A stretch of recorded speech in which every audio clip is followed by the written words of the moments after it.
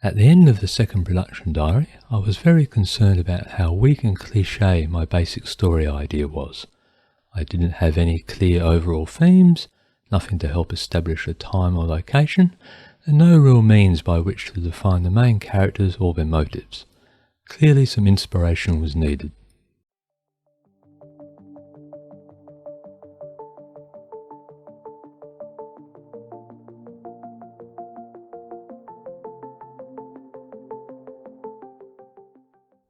My initial thought was to basically make the same mistake I made in the first place, that being to just define the characters by their abilities.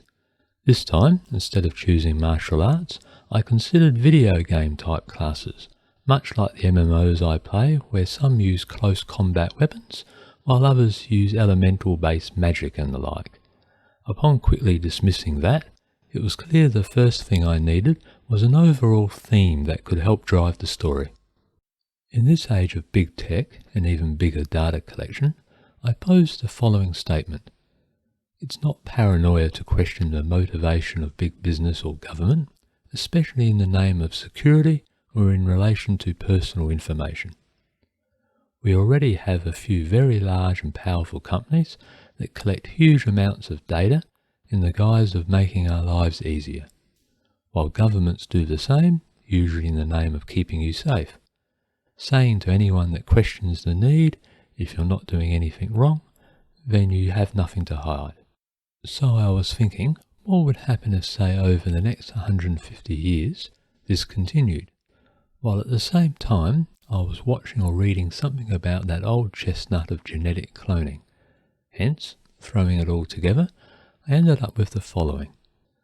A company, one of 3 massive interstellar conglomerates, with its reach in everyone's day-to-day life, genetically engineer the first and last of 3 girls who mysteriously vanish at birth as their very existence is covered up.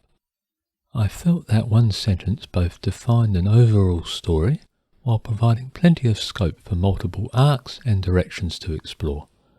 Based on the above, I decided to keep the martial arts interest of Nissa that I had already designed, but now that it would be a more of a specific ability. Instead, I would now place her on an agricultural planet as a farmer, helping to feed humanity spread out over multiple star systems. As for the other 2 girls, Emily would be living in the most advanced city ever made, with her special ability being a knack for electronics and engineering, while the 3rd, Rose, doesn't have it so easy, surviving day to day by her wits and reflexes in one of the old derelict cities on Earth. I of course still have to write a complete story, but this alone provides so much to consider and explore that I've gone from not really having much to do next to now having so much that needs creating and working out. But that will have to wait till the next production diary.